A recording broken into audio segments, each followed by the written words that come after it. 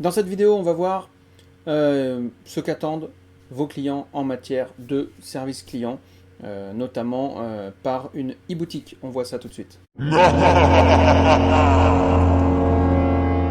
Alors, bonjour à tous, j'espère que vous allez bien.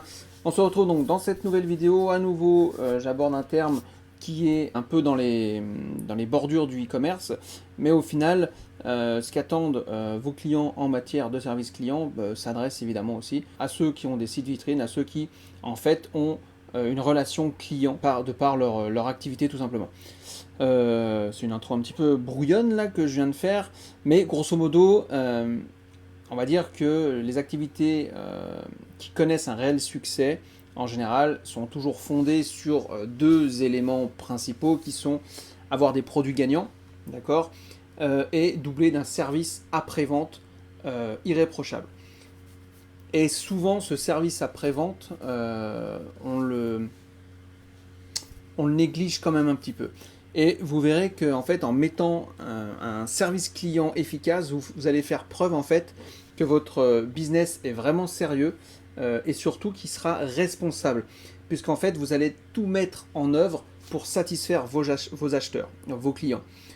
S'il est de qualité, en fait, ça va être un peu l'effet boule de neige et l'effet bouche à oreille un petit peu, c'est-à-dire qu'on va parler de vous en bien et tout va se décupler.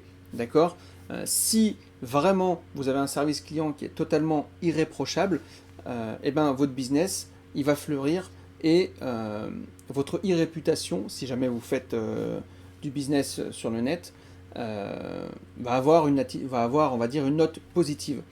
Et d'ailleurs, même si vous ne faites pas de e-commerce à proprement parler, que vous avez simplement votre site internet, aujourd'hui il y a des notes partout, que vous soyez un restaurant, que vous soyez un plombier, que vous soyez un artisan, que vous soyez ce que vous voulez, une prestation de service, un formateur, il y a des articles qui poussent partout, donc autant être irréprochable vraiment sur votre service client. J'ai déjà fait des vidéos, je vous les mets en lien dans la description par rapport à votre service client, mais je trouvais important en fait de mettre en avant pardon, les quatre on va dire attentes en matière de service client de vos clients. Alors la première des choses tout simplement c'est ils veulent que ce soit rapide et cordial. Voilà, ça c'est la première des choses. La deuxième c'est qu'ils veulent que leurs problèmes évidemment soient résolus quand ils font appel à vous.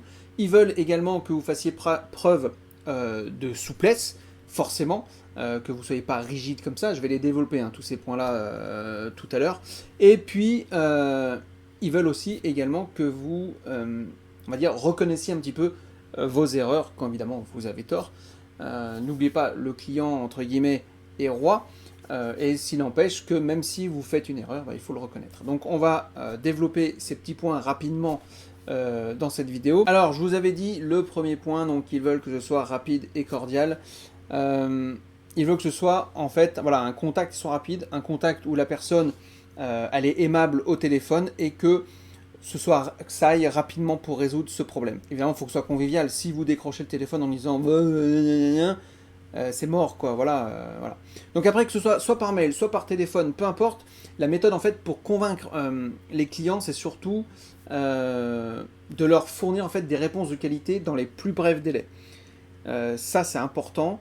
Il ne faut pas faire attendre le client. Si vous faites attendre vos clients, c'est pas très bien. Le gars, il va s'énerver et vous allez faire monter un petit peu la sauce si vous voulez. Ok. Mail ou téléphone.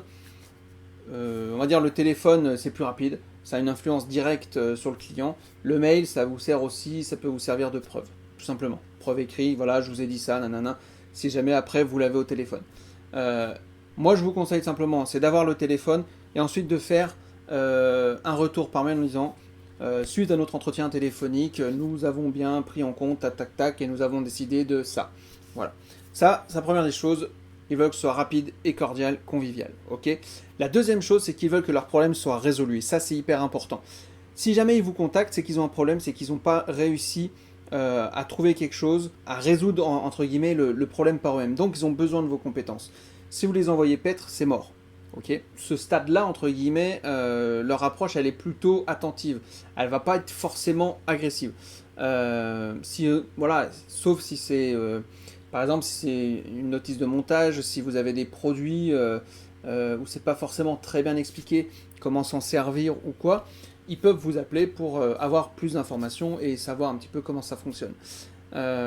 Donc, c'est bien de les répondre tout de suite parce que si la personne elle dit ouais ils me répondent pas, ça, mon truc il marche pas, on n'est pas suivi, vous allez vous faire incendier sur les réseaux sociaux, vous allez vous faire incendier sur toutes les on va dire les plateformes de notation. Donc voilà, ça sert à rien. Dans ces cas-là, vous répondez par mail, vous pouvez répondre par mail, vous personnalisez le mail évidemment, vous leur donnez une bonne méthode, une sorte de tuto pour savoir comment faire, et au pire, vous pouvez aussi rappeler les clients. D'accord. Faites toujours un petit combo téléphone, téléphone, mail. Alors, évidemment, au début, on commence toujours par le mail, parce que si vous gérez beaucoup de clients et que vous êtes tout seul à gérer ça, le mail, c'est quand même beaucoup plus rapide plutôt qu'appeler tout le temps les clients. Si vous avez quelqu'un qui gère toute cette partie-là, vous pouvez éventuellement faire le combo des deux, mais faites d'abord une première réponse par mail. Si ça ne va pas, de toute façon, il vous rappellera, et à ce moment-là, vous prenez peut-être le téléphone, etc. Ok. Voilà, qui voient qu'il y a quand même un humain derrière cette demande.